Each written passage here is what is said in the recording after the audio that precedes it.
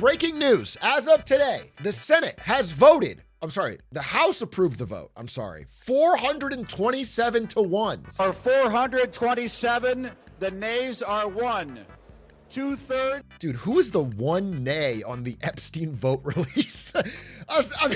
Clay Higgins? That's just a bad look, Clay.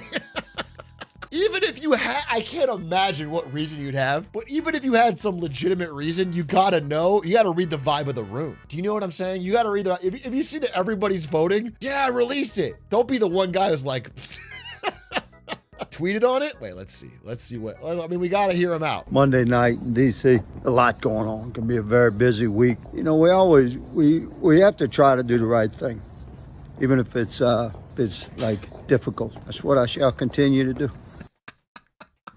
This is the video from right before he voted no. This looks like the f***ing Riddler in the Batman movie, dude. What is this? Steady cam, walking at night. I'm gonna do the right thing. That's insane, because the argument that you're protecting victims would only be feasible if the victims were telling you, yeah, please don't release it. But the victims are out there every day in front of the House of Representatives protesting to get it released. They're nonstop, dude. Here's an Epstein survivor talking on CNN. You said you voted for President Trump, actually, but your plea was to stop making this about him and to essentially start making it about y'all. Yeah, I mean, he really ran his campaign on this. This is why I voted for him. This release of these files has been so important to me for so long that when he ran with that, I really had some hope that someone was going to do something about it, no matter what the motive was, right, behind it, that he was going to release them and so solidarity with us.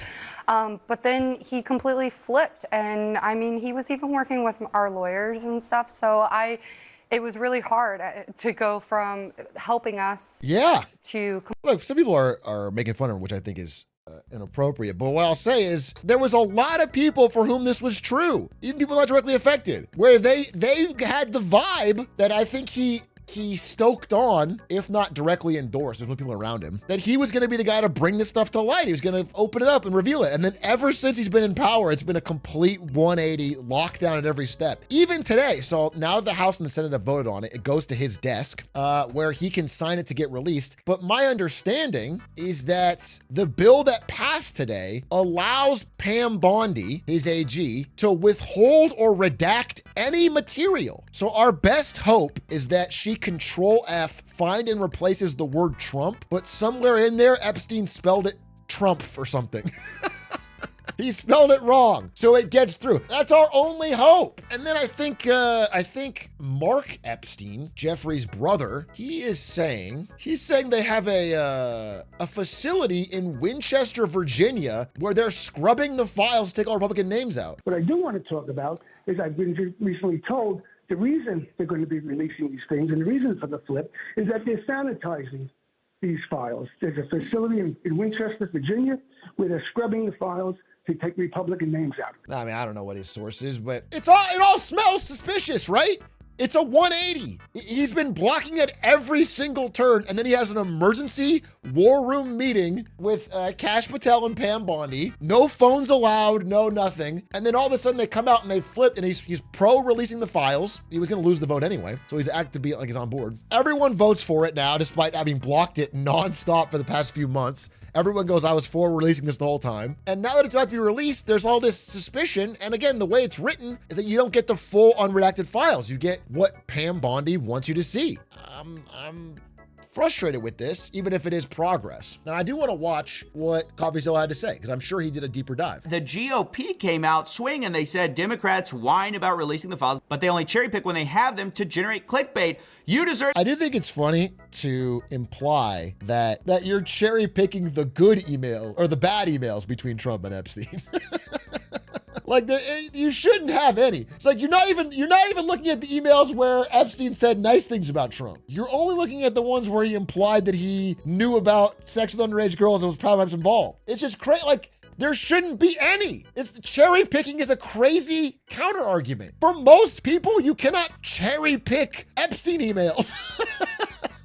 Two of the emails that were in there were some of the ones that the Democrats released, except they were unredacted in the GOP copy.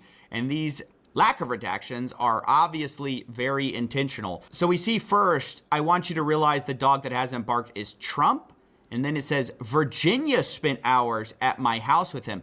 Now that name is really important because it's Virginia Giuffre. She was the Prince Andrew accuser, but importantly, she did not accuse Trump, rather saying that he couldn't have been friendlier. This is sort of the implication here with the Democrats saying, well, you're unredacting a victim's name. So that's been the battle there. Specifically, the second email, by the way, just further confirms it. It says blank worked at Mar-a-Lago. She was one of the ones that accused Prince Andrew. Blank worked at Mar-a-Lago. Trump knew of it, came to my house many times. He never got a massage. That's straight from Jeffrey Epstein clearing him of a massage, which obviously is the one person you most don't want to get a massage from. So honestly, that is good for him, which is obviously why they released it. Now, one thing I want to talk about is the fact that Epstein is saying, hey, look, Trump publicly said that it was me that he asked to stop, but actually it was Ghislaine that he asked to stop. And my question here is, if it is Maxwell that was the one who poached Virginia Giuffre from Mar-a-Lago and then trafficked her, then why is she getting so much special treatment? A convicted sex offender trying to get a pardon, getting Todd Blanche to give her a softball interview, and then she immediately gets preferential treatment. Look, we've been over the fact that she's at basically a special prison in Bryan, Texas, where normally someone of her status wouldn't be allowed to go to because it's too nice, it's too low security. But in addition to that, new reports are saying that top officials at Camp Bryan are sick of being Maxwell's Federal law enforcement staff working at the camp have been waiting on Maxwell hand and foot, including, waiting by the on way, her hand and foot? She's been given a puppy? Why the is Ghislaine Maxwell getting a spot treatment? And the question is, why are you acting so suspicious if you have nothing to hide, right? If you didn't get the massage, which Epstein says, what are you hiding? Why are you so worried about all this stuff coming out? By the way, Press Secretary Caroline Leavitt was actually asked about the White House pressuring people to get them not to sign for the release of the Epstein files, and her response was pretty insane. Doesn't it show transparency that members of the Trump administration are willing to brief members of Congress whenever they please? Doesn't that show the level of transparency when we are willing to sit down with members of Congress and address their concerns? It shows transparency to try to go and block files being released on the world's most prolific. But I do think this is a little out of date though, because Trump did flip recently and is now like release all the files. But I think they've made some changes to make that palatable. So we'll catch up to that. So look, I want to get back to this story because there's so many people involved here. We're just gonna go through one by one. I mean, look, it's a lot more than just Trump. Wait, someone in the chat said, I've been seeing TikTok fan edits of the files going crazy. What do you mean? You mean these files, like the 20,000 documents? One person that got kind of a weird stray in all of this was the fact that Epstein talked about Hillary doing naughties with Vince. Vince being Vince Foster, a White House counsel. There was a rumor about Clinton and Vince having some kind of affair, and then later Vince was found dead of suicide. And this is where we see Jeffrey Epstein and Michael Wolff's kind of symbiotic relationship. Michael Wolff is a journalist who has been prolific in all of this. Well, I struggle to call him a journalist actually, because as what we'll find, he was more like a PR guy for Epstein. But yeah, I will say, from what I saw in the emails, Michael Wolff, the journalist, came off more as like the Epstein whisperer. He seemed like a guy who was like deeply, but not like in a journalist way, like a deeply buddy way with Epstein, joking with him, laughing with him, giving him advice. It was very weird, and not like a, hey, I need to get the story from you, because it would be worthwhile for a journalist to pursue talking to Epstein, but in a way where it was he was actually asking Epstein and using Epstein for a lot of access to information, because Michael Wolff actually told Jeffrey Epstein, hey, basically I'm interviewing him this afternoon, anything you think I should ask.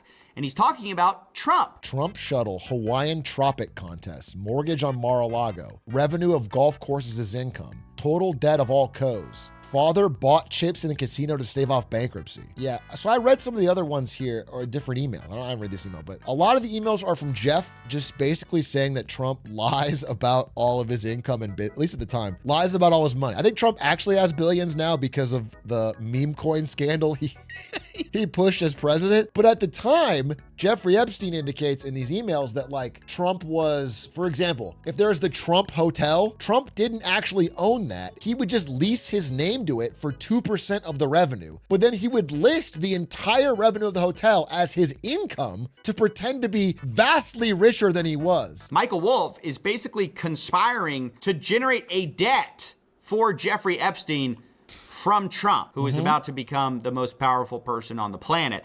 So that's really bizarre, because Michael Wolff has positioned himself as sort of this truth teller about Jeffrey Epstein, and he's got all these tapes that he's gonna release showing how close Trump and Epstein were. But it's like, behind the scenes, he was actually kind of running PR for Epstein, which is sort of the worst thing you could have ever done.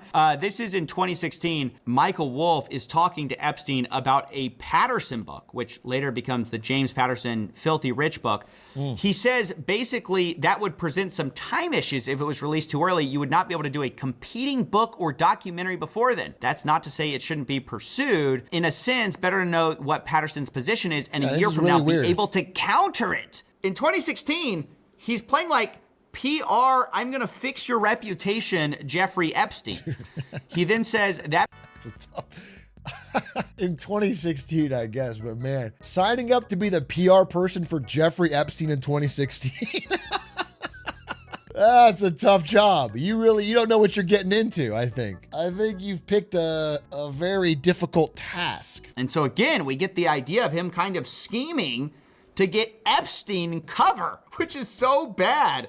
Because now Michael Wolff is like, oh, we're the guy exposing Trump's connections to Epstein. It's like, buddy, what are your connections to Epstein?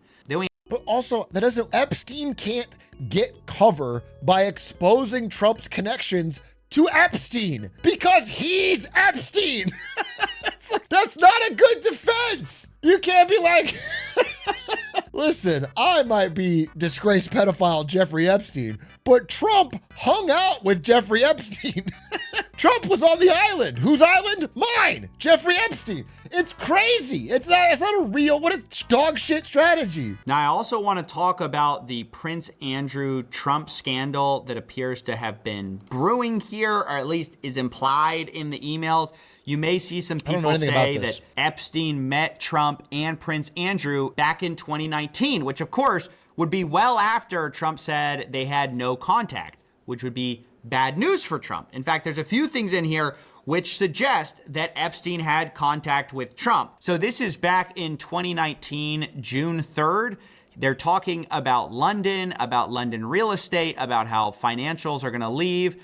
Then Epstein says, once they are gone, the monarchy is dependable, saying Prince Andrew and Trump today, too funny. And this is actually the same day that Trump and Andrew are spotted in London, of course, meeting together. Jeffrey Epstein says, recall Prince Andrew's accuser came out of Mar-a-Lago, Virginia Giuffre. Then we have a sender that's blacked out, but I think there's strong evidence that it's Steve Bannon, by the way, just to give you some context. And then Steve Bannon says, Burke says, I have zero to worry about.